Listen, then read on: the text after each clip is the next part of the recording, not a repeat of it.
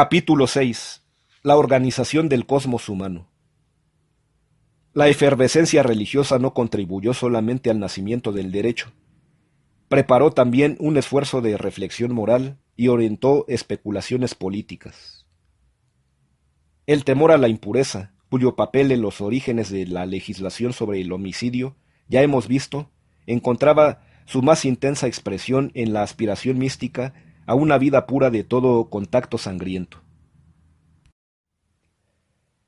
Del mismo modo, al ideal de austeridad que se afirma en el grupo como reacción contra el desarrollo del comercio, la ostentación de lujo, la insolencia brutal de los ricos, responde en una forma extrema, el ascetismo preconizado en ciertos grupos religiosos. Los medios sectarios han podido contribuir así a formar una imagen nueva de la arete.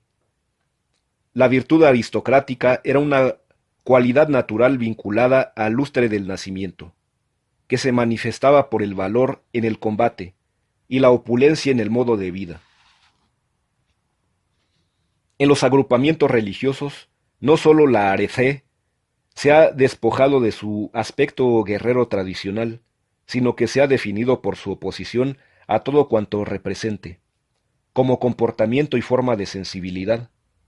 A la idea de Abrosin, la virtud es el fruto de la larga y penosa ascesis, de una disciplina dura y severa.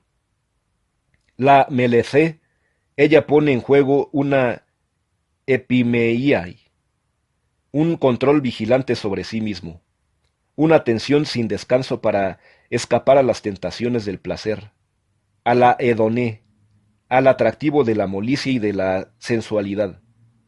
La malaquía y la trifé, para preferir una vida totalmente dedicada a ponos, al esfuerzo penoso. Las mismas tendencias rigoristas que hemos advertido, en cierto modo amplificadas en los medios sectarios donde definen una disciplina de ascesis que permite a los iniciados escapar a las injusticias de aquí abajo, salir del ciclo de reencarnaciones y retornar a lo divino, las volvemos a encontrar en plena vida social, modificando las conductas, los valores, las instituciones, al margen, esta vez, de toda preocupación de orden escatológico. Se rechaza el Fausto, la molicie, el placer. Se proscribe el lujo en la indumentaria, en la habitación, en las comidas. Se condena la riqueza. ¿Y de qué modo? Pero la condenación apunta a sus consecuencias sociales, a los males que ella engendra en el grupo, a las divisiones y los odios que suscita en la ciudad, al estado de stasis que provoca como una especie de ley natural. La riqueza ha reemplazado a todos los valores aristocráticos, matrimonio, honores, privilegios, reputación, poder. Todo puede procurarlo. En adelante es el dinero lo que cuenta, el dinero lo que hace al hombre. Ahora bien, contrariamente a todos los otros poderes, la riqueza no implica límite alguno. Nada hay en ella que pueda señalar su término, su linde, su cumplimiento total.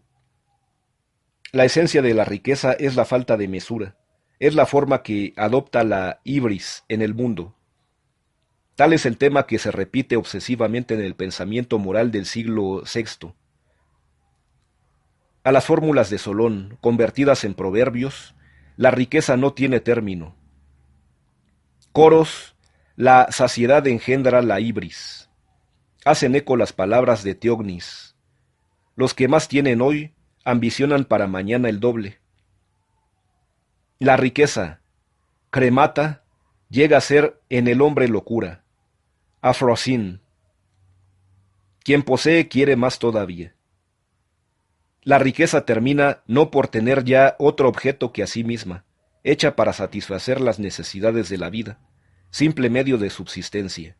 Se transforma en su propio fin, presentándose como necesidad universal, insaciable, ilimitada, que que nada podrá satisfacer jamás. Es la raíz, pues, de la riqueza, se descubre una naturaleza viciada, una voluntad desviada y malsana, una pleonexía, deseo de tener más de lo que otros, más que la parte que a uno le toca, tenerlo todo. El Plutos implica ciertamente a los ojos del griego una fatalidad, pero no de orden económico.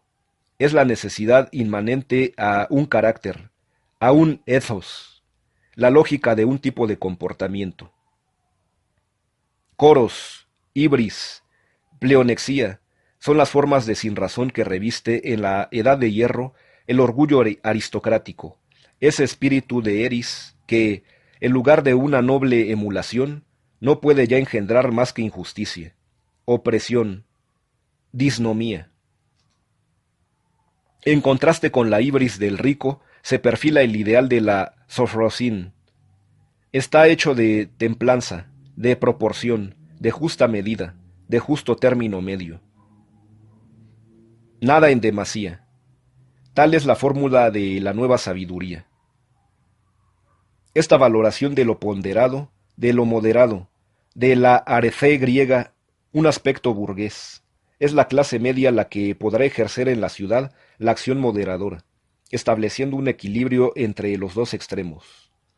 La mayoría de los ricos que quieren conservarlo todo y una multitud de los desposeídos que quieren tenerlo todo.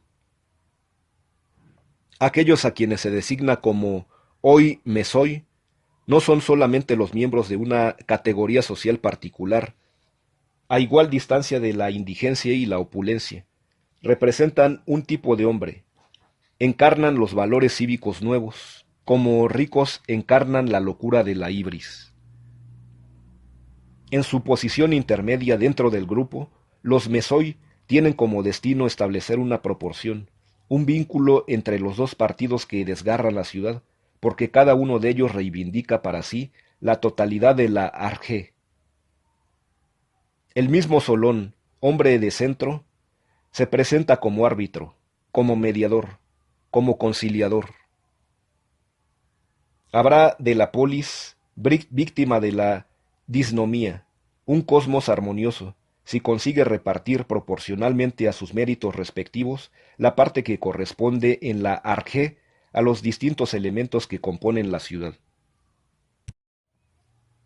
Pero esta distribución equilibrada, esta eumonía, impone un límite a la ambición de aquellos a quienes anima el espíritu de la desmesura. Traza entre ellos una frontera que no tendrá derecho a trasponer. Solón se alza en el centro del estado, como una barrera infranqueable, como un oros que marca, entre dos jaurías adversas, el límite que no puede traspasar.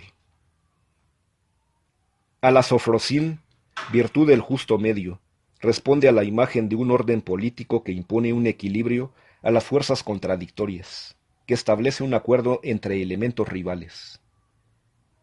Pero como en el proceso, en su nueva forma, también este arbitraje supone un juez que, para aplicar su decisión o imponerla en caso necesario, se refiere a una ley superior a las partes, a una diqué que debe ser igual e idéntica para todos.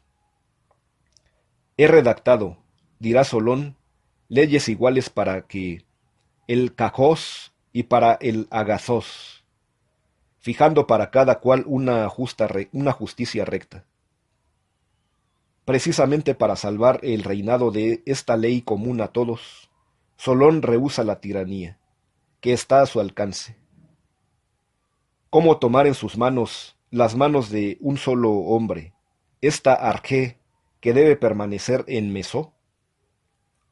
Lo que Solón ha realizado, lo ha hecho en nombre de la comunidad, en virtud de la fuerza de la ley, caretei noumoi, uniendo la acción de la fuerza y de la justicia, Bian kai diken, Kratos y Bia, los dos antiguos acólitos de Zeus, que no debían apartarse un instante de su trono, porque personificaba lo que el poder del soberano comporta, a la vez de absoluto, de irresistible y de irracional.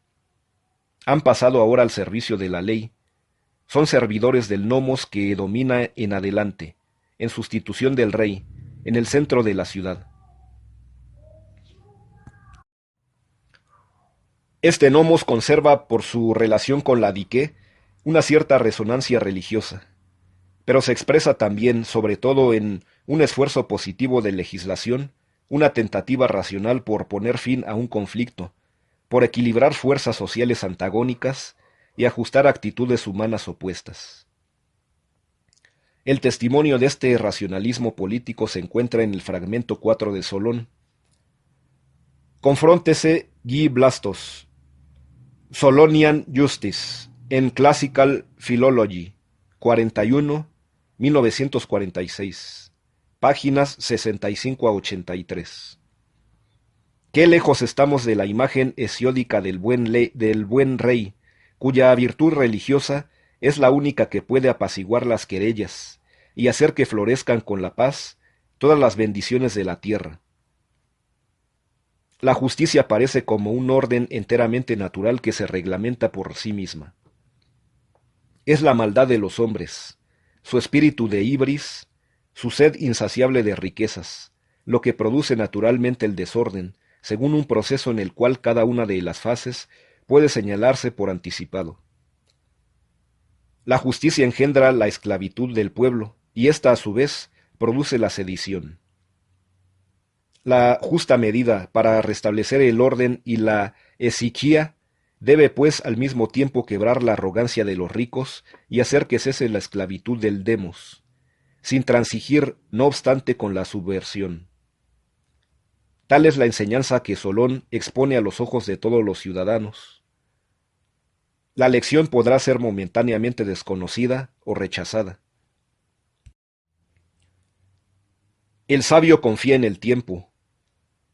Una vez hecha pública la verdad, o como dice él mismo, una vez depositada, es tomezón. Llegará el día en que los atenienses la reconozcan.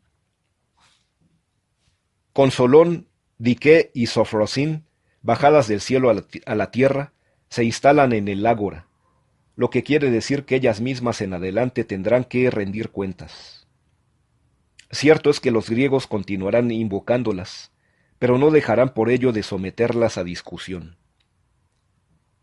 A través de esta laicización tan acusada del pensamiento moral, ha podido renovarse y precisarse la imagen de una virtud como la sofrosín. En Homero, la sofrosín tiene un valor muy general. Es el buen sentido. Los dioses la desenvuelven a quien la ha perdido, como pueden hacer que la pierdan los espíritus más sagaces. Revisar Odisea 23:13. Pero antes de ser interpretada nuevamente por los sabios en un contexto político, la noción parece haber sido ya elaborada en ciertos medios religiosos. Designa en ellos el retorno, tras un periodo de turbación y de obsesión, a un estado de calma, de equilibrio, de control. Los medios utilizados son del tipo de los que hemos señalado ya: música, cantos, danzas, ritos purificatorios. A veces pudieron ser más directos y utilizar como efectos de choque. Pausanias vio en el santuario de Heracles, en Tebas, una piedra que se creía que Atenas había arrojado a la cabeza del héroe furioso, cuando, extraviado por la manía, y después de matar a sus hijos, se aprestaba a matar también a Anfitrión. Revisar Pausanias 9, 11, 2. Aquella piedra que lo había adormecido y calmado se llamaba Sofroniester. La curación de Orestes se había operado en condiciones un tanto diferentes. En pleno delirio tras el asesinato de su madre, el desventurado llega a un lugar denominado Las Furias, Mantiai. Se detiene allí y se mutila un dedo. En la época de Pausanias, el dedo estaba todavía representado por una piedra depositada en lo alto de un cerro que se llamaba Mnema, Dactylou, la tumba del dedo. En aquel lugar al que se le puso el nombre de Remedio Aqué, encontró la Sofrosín. Pausanias agrega el siguiente detalle: las furias que poseían a Orestes durante todo el tiempo en el que le hacían ekfrón demente, le parecían negras, pero se le mostraron blancas tan pronto como, habiéndose cortado el dedo, se hizo Sofrón, sano de espíritu. Este mismo contraste entre impureza, purificación, obsesión, curación, locura, sensatez, se acusa hasta en el decorado en que se opera el adivino Melampo, cuando calma, por medio de ritos secretos y de catharmoi, el delirio de las hijas de Proito, enterradas en una caverna. De un lado fluyen las aguas de Styx, río de impureza, que trae a todo ser viviente la enfermedad y la muerte.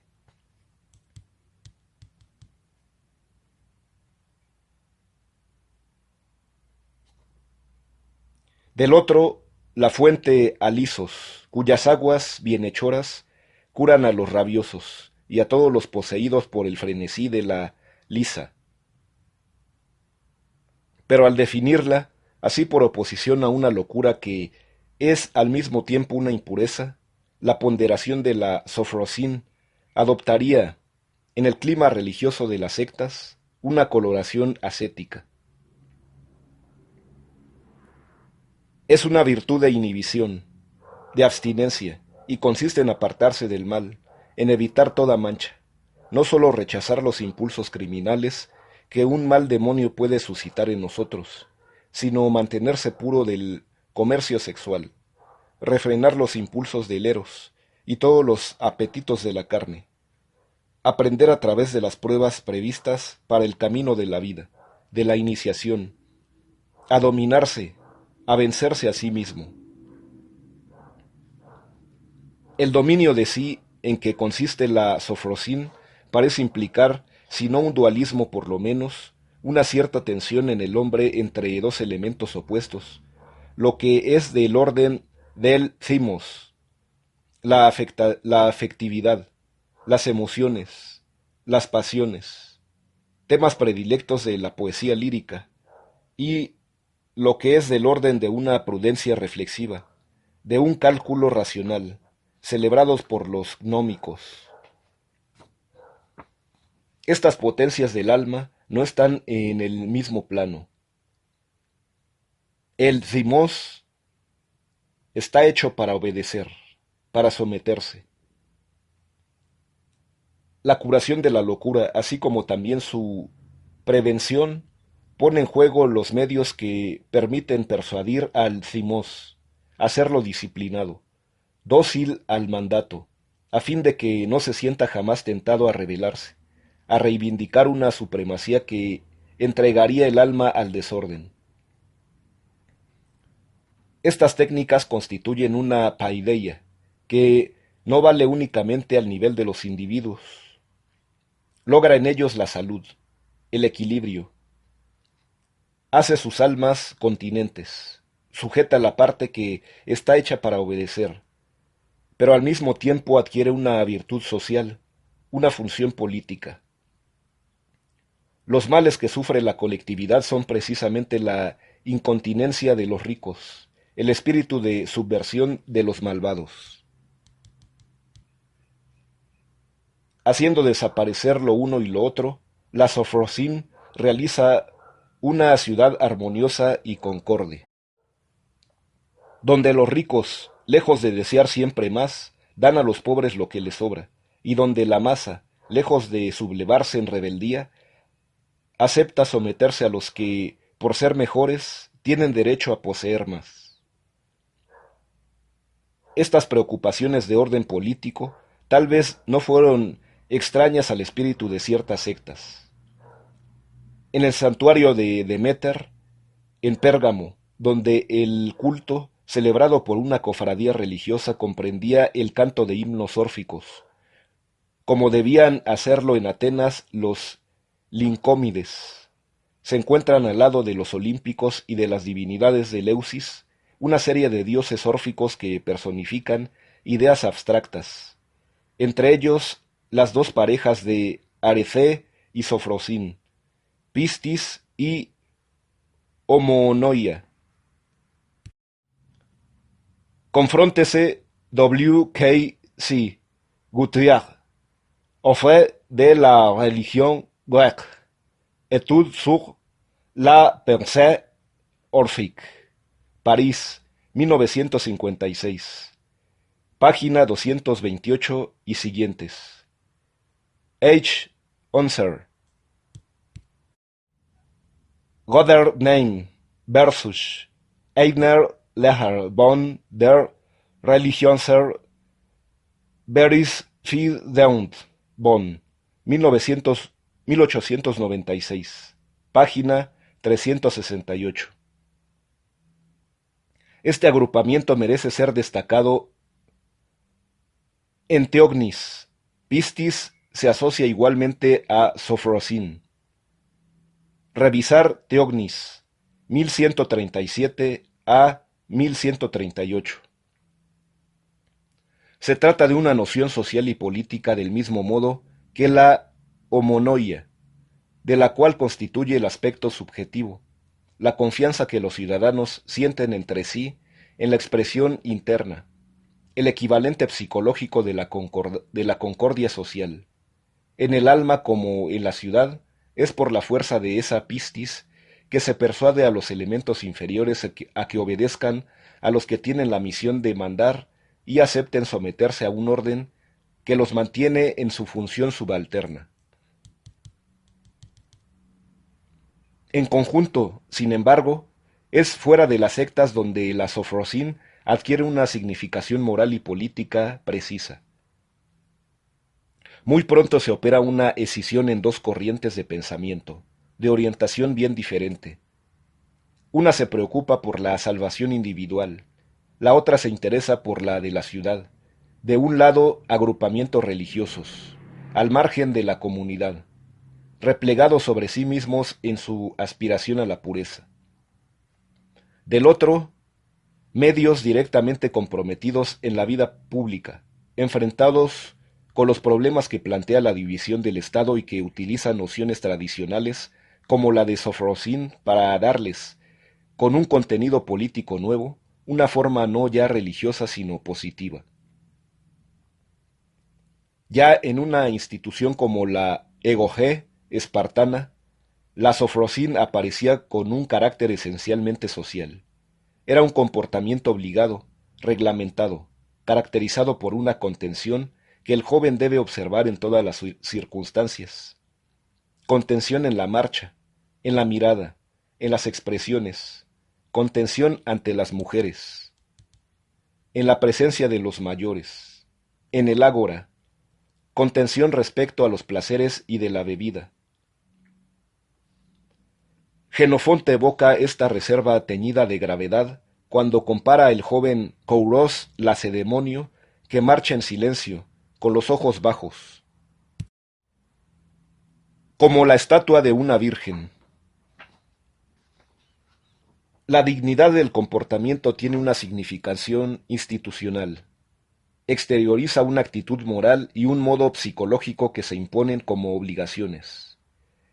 El futuro ciudadano debe estar acostumbrado a dominar sus pasiones, sus emociones y sus instintos. La agogé, la cedemonia, está precisamente destinada a poner a prueba ese poder de autodominio. La Sofrosín somete así a cada individuo, en sus relaciones con los demás, a un modelo común de conformidad con la imagen que la ciudad se forma del hombre político. Por su contención, el comportamiento del ciudadano se aleja tanto de la negligencia, de las trivialidades bufonescas propias del vulgo, como de la condescendencia y del orgullo alterno de los aristócratas. El nuevo estilo de las relaciones humanas obedece a las mismas normas de control, de equilibrio, de moderación, que traducen sentencias como «conócete a ti mismo», «nada en demasía», «lo mejor es el justo medio». La obra de los sabios ha sido la de extraer y expresar verbalmente, en sus máximas o sus poemas, los valores que continuaban más o menos implícitos en las conductas y en la vida social de los ciudadanos. Pero su esfuerzo de reflexión no culminó solamente en una formulación conceptual. Situó el problema moral en su contexto político, lo ligó al desenvolvimiento de la vida pública.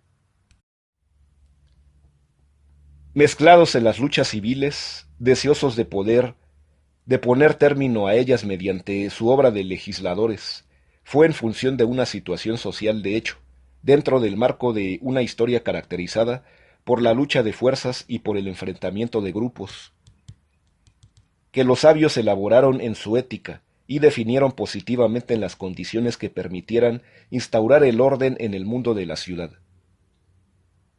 Para comprender qué realidades sociales recubren el ideal de la sofrosín, como se injertan en lo concreto las nociones de metrión, de epistis, de homonoia, de eumonía, es preciso recordar reformas constitucionales como las de Solón, que dan un puesto a la igualdad, a la isotez, que aparecía ya como uno de los fundamentos de la nueva concepción del orden.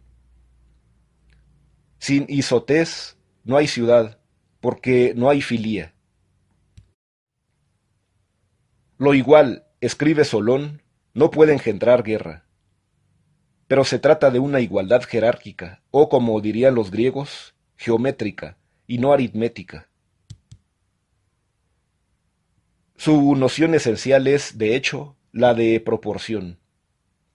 La ciudad forma un conjunto organizado de cosmos que resulta armonioso si cada uno de sus componentes está en su lugar y posee la porción de poder que le corresponde en función de su propia virtud. Al demos, diría Solón, le ha dado tanto de Kratos o de Heras cuanto era suficiente, sin quitar ni agregar nada a su timé. No hay pues derecho igual a todas las magistraturas, ya que las más elevadas están reservadas a los mejores, ni derecho igual a la propiedad territorial. Solón se ha negado a un reparto de tierras que hubiese dado a los cacoí y a los estolí una parte igual de la pingüe tierra de la patria. ¿Dónde está pues la igualdad? Reside en el hecho de que la ley, que ahora ha sido fijada, es la misma para todos los ciudadanos, y en que todos pueden formar parte de los tribunales como de la asamblea. Hasta entonces era el orgullo, la violencia del corazón de los ricos lo que regía las relaciones sociales. Solón fue el primero que se rehusó a obedecer, a dejarse persuadir. Ahora es la diqué la que fija el orden de la distribución de las timaí. Son las leyes escritas las que reemplazan la prueba de fuerza en que siempre triunfan los poderosos, y las que imponen hasta ahora su norma de equidad, su exigencia de equilibrio. La homonoia, la concordia es una armonía, obtenida mediante proporciones tanto más exactas cuanto que Solón les da una forma casi numérica. Las 4 clases en que se distribuyen los ciudadanos y que corresponden a una gradación honorífica se fundan en medidas de productos agrícolas. 500 medidas para la clase más elevada, 300 para los IPIs y 200 para los ceugites. El acuerdo con las distintas partes de la ciudad ha sido posibilitado gracias a la acción de los mediadores, la clase media, que no querían que ninguno de los partidos extremos se apoderara de la arjé. El nomoteta y la ley que él promulga son en sí la expresión de esa voluntad media, de esa media proporcional que dará a la ciudad su punto de equilibrio. El desenvolvimiento del pensamiento moral y de la reflexión política proseguirá en ese sentido. Se tratará de reemplazar las relaciones de fuerza por relaciones de tipo racional, establecido en todos los dominios una reglamentación fundada en la mesura y que aspira a proporcionar, a igualar los distintos tipos de intercambio que constituyen la trama de la vida social. Una observación atribuida a Solón aclara la significación de este cambio operado, como lo hace notar Plutarco, por la razón y la norma. Hipo logou, kai nomou, metabolé. Revisar Plutarco. Vida de Solón. 14:5. Anacarsis se burlaba del sabio ateniense, que imaginaba poder reprimir mediante leyes escritas la adiquía, la pleonexía de sus conciudadanos, semejantes a telas de araña. Las leyes detendrían a los débiles y a los pequeños, pero serían desgarradas por los ricos y los poderosos.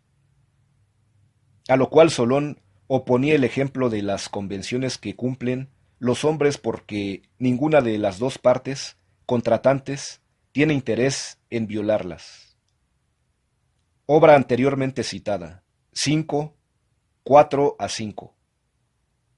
Se trata pues de promulgar para la ciudad normas que codifiquen las relaciones entre los individuos según los mismos principios positivos de beneficio recíproco que inspiran la concentración de un contrato. Como lo ha hecho notar E. Will, revisar R. Esil, Corintioquia, Research sur l'histoire de civilisation de Corinthe, des origines aux guerres médiques, París, 1955, páginas 495 a 502. De aspects éthiques le oin, grec le monier, le revue historique, 212, 1954, página 209 y siguientes. Réflexions et les hypothèses sur les origines du mondial, revue numismática, 17, 1955, páginas 5 a 23. Es dentro del cuadro de ese esfuerzo general de la codificación y de mesura donde hay que situar la institución de la moneda en un sentido propio, es decir, de la moneda del Estado, emitida y garantizada por la ciudad. El fenómeno tendrá las consecuencias económicas por todos sabidas. En este plano actuará en la sociedad griega como un factor de transformación profunda, orientándola en el sentido del mercantilismo. Pero en sus comienzos, por su significación social, moral e intelectual, la institución de la moneda se integra en la empresa de conjunto de los legisladores. Señala la confiscación en provecho de la comunidad del privilegio aristotélico, de la emisión de lingotes sellados, la retención por parte del Estado de las fuentes del metal precioso, la sustitución de los blasones nobiliarios por el cuño de la ciudad. Es decir, al mismo tiempo el medio de codificar, reglamentar y ordenar los intercambios de bienes y de servicios entre los ciudadanos mediante una evaluación numérica precisa. Es también, acaso, como lo sugiere E. Will, una tentativa de igualar, en cierto modo, las fortunas mediante la distribución del numerario o la modificación de las tasas de valor, sin recurrir a una confiscación ilegítima. En el plano intelectual, la moneda titulada reemplaza la antigua imagen, cargada toda ella de poder afectivo y de implicaciones religiosas, de una riqueza producto de la ibris, por la noción abstracta de nomisa, patrón social del valor, artificio racional que permite establecer entre realidades diferentes una medida común, e igualar así el intercambio como relación social. Es muy notable que las dos grandes corrientes que se contraponen en el mundo griego, una de inspiración aristocrática y la otra de espíritu democrático, se sitúen en una polémica en el mismo terreno, haciendo ambas iguales protestas de equidad, de isotés. La corriente aristocrática enfoca a la ciudad en la perspectiva de la eunomía soloniana, como un cosmos constituido de partes diversas que la ley mantiene dentro de un orden jerárquico. La homonoia, análoga a un acuerdo armónico, estriba en una relación de tipo musical. 1/2, 3/2, 4/3. La medida justa tiene que coordinar poderes naturalmente desiguales, asegurando una preponderancia sin exceso de uno sobre otro. La armonía de una eunomía implica por consiguiente el reconocimiento, tanto en el cuerpo social como en el del individuo, de un cierto dualismo, de una polaridad entre el bien y el mal, la necesidad de asegurar la preponderancia de lo mejor sobre lo peor. Es esta orientación la que triunfa en el pitagorismo. Confróntese con Hey Delat, Essai sur la politique pitagorienne, Lieja y París, 1922. Es también la que inspira a la teoría de la Sofrosine, tal como Platón la expondrá en su República. Revisar Platón, República, 430d y siguientes. No es una virtud especial de una de las partes del Estado, sino la armonía del conjunto lo que hace de la ciudad un cosmos, lo que la hace dueña de sí, en el sentido en que se dice que un individuo es dueño de sus placeres y sus deseos. Comparándola a un canto al unísono, Platón la define un acorde natural entre las voces de lo menos bueno y lo mejor sobre la cuestión de saber a quién debe pertenecer el mando, en el Estado y en el individuo. Un texto de Arquitas, el hombre del Estado pitagórico, nos hace abandonar las alturas filosóficas de la República para estrechar de cerca el concreto social. Nos muestra lo que la práctica de los intercambios comerciales y su necesaria reglamentación por vía de contratos han podido aportar la noción de una medida de las relaciones sociales al evaluar exactamente, de conformidad con los principios de la igualdad proporcional, las relaciones entre las actividades, funciones, servicios, ventajas y honores de las diversas categorías sociales. Una vez descubierto el cálculo razonado o logismos, escribe Arquitas, pone fin al estado de estasis y determina la homonoia, pues desde ese momento no hay ya pleonexia, que realiza la isotés. Y por ella se efectúa el comercio en materia de intercambio contractual.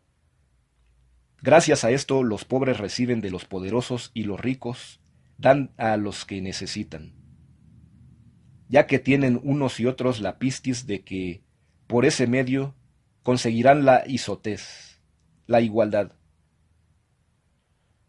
Se advierte aquí perfectamente la relación social asimilada a un vínculo contractual, y no ya un estatuto de dominación y de sumisión que va a expresarse en términos de reciprocidad, de reversibilidad.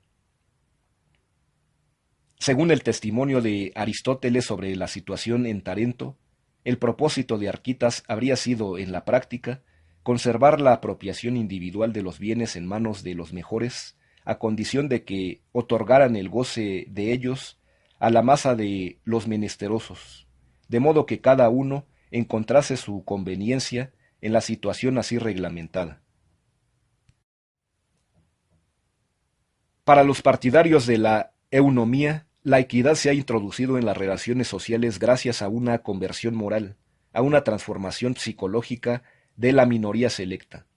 En lugar de aspirar a conseguir poder y riqueza, los mejores se han educado mediante una paideia filosófica, no para desear tener más o pleonektein, sino por el contrario, por espíritu de generosa liberalidad, para dar a los pobres, quienes por su parte están en la imposibilidad material de pleonektein.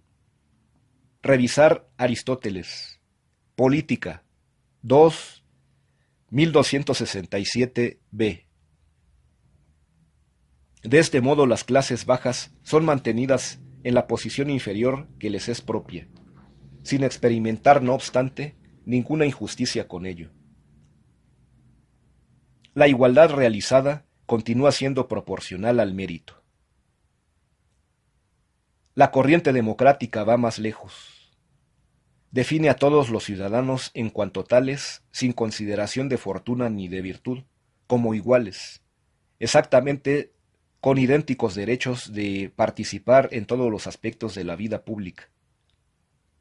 Tal es la idea de isonomía que toma la igualdad en forma de la relación más simple, uno sobre uno. La única justa medida, susceptible de coordinar las relaciones entre ciudadanos, es la igualdad plena y total. No se trata ya, pues, como anteriormente, de encontrar la escala que haga proporcionales los poderes al mérito y logre entre elementos diferentes y hasta disonantes un acorde armónico, sino de igualar estrictamente entre todos la participación en la arjé, el acceso a las magistraturas, hacer que desaparezcan todas las diferencias que contraponen mutuamente a las diversas partes de la ciudad, unificarlas por mezcla y fusión, a fin de que nada distinga ya unas de otras en el plano político. Este objetivo es el que realizan las reformas de Clístenes. Ponen en pie una organización política de conjunto que por su coherencia, por la nitidez de sus rasgos, por su espíritu plenamente positivo, se presenta como la solución a un problema. ¿Qué ley debe ordenar la ciudad a fin de que sea ésta una en la multiplicidad de sus ciudadanos, a fin de que éstos sean iguales en su necesaria diversidad?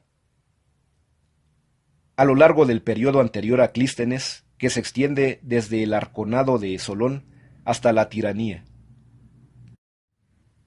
y hasta la posterior caída de los Pisístrátidas, la historia ateniense había estado dominada por el conflicto de tres facciones, enfrentadas unas contra otras en su lucha por el poder. ¿Qué representaban aquellas facciones? Traducían un conjunto complejo de realidades sociales que no corresponden exactamente a nuestras categorías políticas y económicas. Señalan ante todo solidaridades tribales y territoriales. Cada partido toma su nombre de una de las tres regiones en que aparece dividida la tierra de Ática. Los Pediacoi, hombres de la planicie, del Pedión, es decir, de hecho, los habitantes de la ciudad, con las ricas tierras que rodean el conglomerado urbano. Los Paraliol, que pueblan el litoral marítimo. Los Diacrioi, los montañeses, los del interior del país. Esto es, de los demos periféricos más alejados del centro urbano. Estas divisiones territoriales corresponden diferencias en el género de vida, en el estatus social, en la orientación política. Los Pediacoi son aristócratas que defienden sus privilegios de eupátrides y sus intereses de propietarios terratenientes.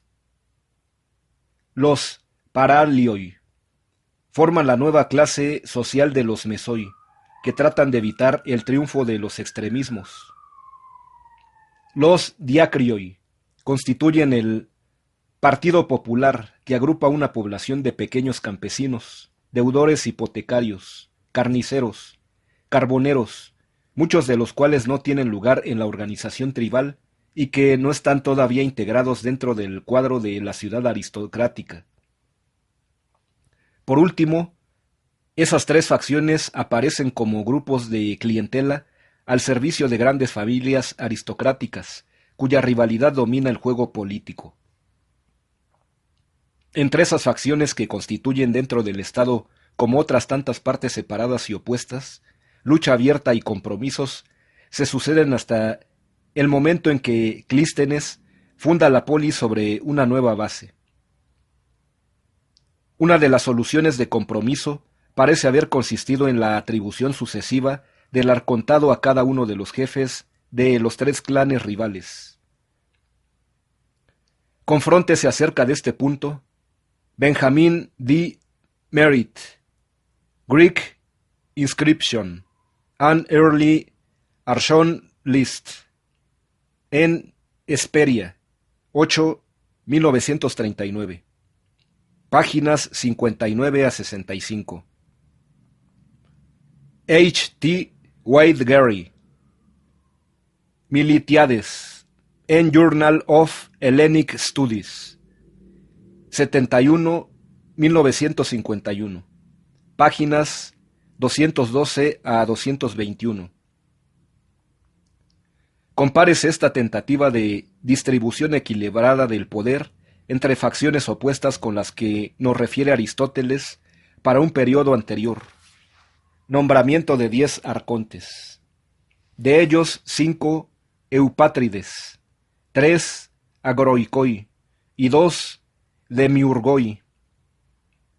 Constitución de Atenas, 13-2. La antigua organización tribal se suprime. En lugar de las 4 tribus jonias de Ática, que delimitan el cuerpo social, Clístenes crea un sistema de 10 tribus, cada una de las cuales agrupa como antes 3 trities, pero entre las que distribuyen en adelante todos los demos del Ática. La ciudad se sitúa así en otro plano distinto del de las relaciones entre gene y los vínculos de consanguinidad. Tribus y demás quedan establecidos sobre una base puramente geográfica, reúnen habitantes de un mismo territorio y no a parientes de la misma sangre como los gene y las fratrias, que subsisten bajo su forma antigua, pero que quedan ya fuera de la organización propiamente política. Además, cada una de las 10 tribus recientemente formadas realiza la amalgama de las 3 partes diferentes entre las cuales estaba hasta entonces dividida la ciudad. En efecto, de las 3 trities que comprenden una tribu, la primera tiene que pertenecer necesariamente a la región costera, la segunda al interior del país, y la tercera a la región urbana y a su territorio circundante. Cada tribu realiza de este modo la mezcla de las poblaciones, de los territorios, de los tipos de actividades, de que se compone la ciudad.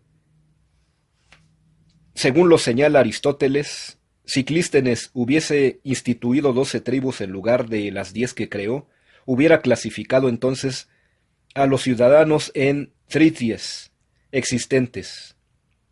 En efecto, había 12 trities para las 4 tribus antiguas. Y de este modo no hubiese conseguido unificar por mezcla la masa de los ciudadanos. Anamis gestai tos plethos. Revisar Aristóteles. Constitución de Atenas. 21.4. La organización administrativa responde, pues, a una voluntad deliberada de fusión, de unificación del cuerpo social. Además, una división artificial del tiempo civil permite la igualación entre la del arjé, entre todos los grupos semejantes así creados.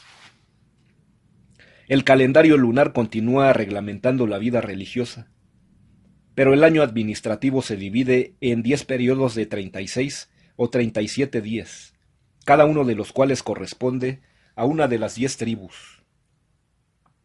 El Consejo de los 400 se eleva a 500 miembros, 50 por cada tribu, de modo que a lo largo de esos 10 periodos del año por turno, cada tribu forme la comisión permanente del Consejo. Con Clístenes, el ideal igualitario, a la vez que se expresa en el concepto abstracto de isonomía, queda directamente ligado a la realidad política e inspira una transformación total de las instituciones.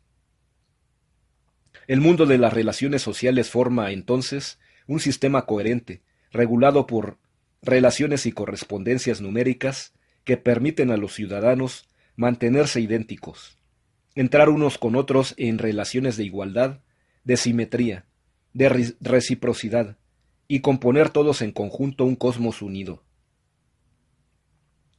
La polis se presenta como un universo homogéneo, sin jerarquía, sin planos diversos, sin diferenciación. La arqué no se concentra ya en un personaje único en la cúspide de la organización social.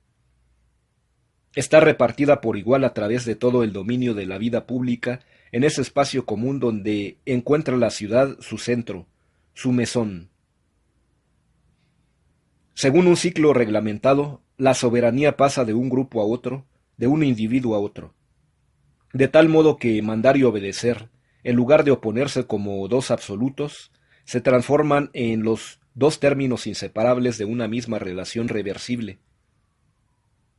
Bajo la ley de isonomía, el mundo social adopta la forma de un cosmos circular y centrado, en el que cada ciudadano, precisamente porque es semejante a todos los demás, habrá de recorrer la totalidad del circuito, ocupando y cediendo sucesivamente, según el orden del tiempo, todas las posiciones simétricas que componen el espacio cívico.